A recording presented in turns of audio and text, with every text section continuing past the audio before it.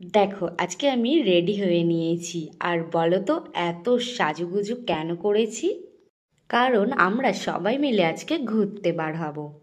তাড়াহুড়ো ছিল এত যে যে হাফ ভিডিও নেওয়াই হয়নি বার হওয়ার। তো বার তো হয়েই গেছি, দেখো প্ল্যাটফর্মে পৌঁছেও গেছি।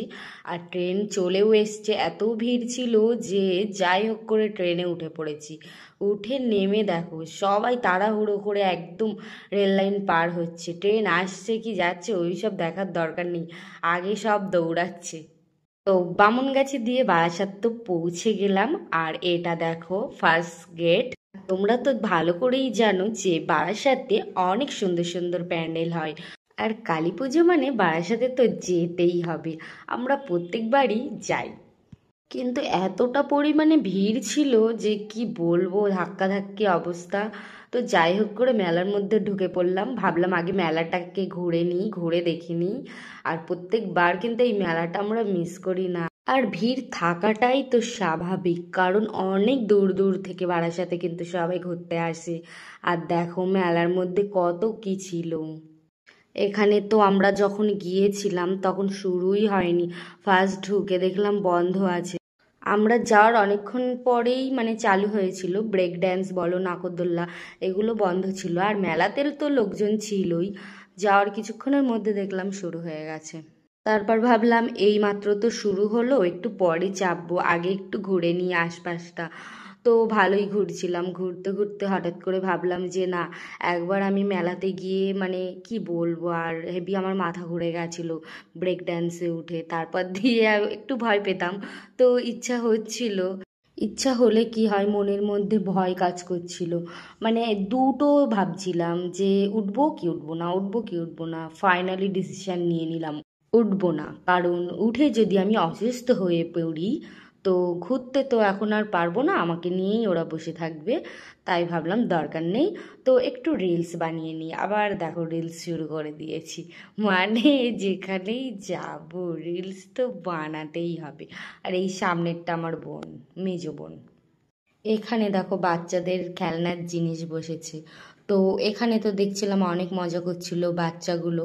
আর আমরা তো বড় হয়ে গেছি, এরকম তো আমরা করতে পারবো না, স্লিপে উঠলে এখন ভেঙে পড়বে। কিন্তু আমার এগুলো দেখে আবার ইচ্ছা হয়। ইচ্ছা তো বললাম না, সব ইচ্ছা সবসময় পূরণ করতে নেই।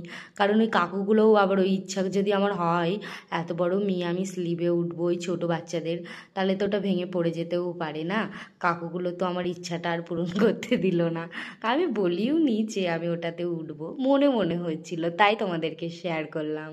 আবার সামনের দিকে হাঁটলাম, দেখছি যে কি কি দোকান বসেছে। আমার একটা ভালো অভ্যাস আছে কি জানো, যে কোথাও গেলে সেখানে কি কি আছে পুরোটা আমার দেখতে হবে। একটা দোকানও আমি মিস করি না, তাতে আমি কিছু কিনি আর নাই কিনি। তোমরাও কি আমার মতো করো নাকি? তো দেখো, দেখতে দেখতে আবার মিডিলে দেখলাম বাচ্চাদের, এটাকে কি বলে, জাম্পিং বলে হবে হয়তো। আর ওই ফার্স্টে যে উঠছে না, ওটা হলো আমার বোনের ছেলে। ও তো দেখলেই এমনিতে খাটে তো লাফিয়ে লাফিয়ে খাট ভেঙে দেবার মতো অবস্থা করে, আর ওটাতে উঠে তো ও আরও ইচ্ছা খুশি মতো লাফাচ্ছিল। আর তারপর দেখো আমরা এখানে নিয়ে নিয়েছি পাপড়ি চাট, 2 প্লেট নিয়েছিলাম। আর আমার আর বোনেরাও 2 প্লেট নিয়েছিল। এইগুলো আমরা তিনজন মিলে খেয়েছিলাম, অনেকটা করে দিয়েছিল। আর মেলারগুলো না অতটা টেস্টফুল হয় না, মোটামুটি। মেলাতে তো ওরা মানে তাড়াহুড়ো করে যাই করে বানিয়ে দেয়, এমনি তুমি দোকান দিয়ে খেয়ে দেখবে ওগুলো অনেক টেস্টফুল হয়। তারপর আমার বোনকে বললাম যে দেখ আমি একটু হেঁটে আসবো, ওগুলো একটু ভিডিও করে দিবি।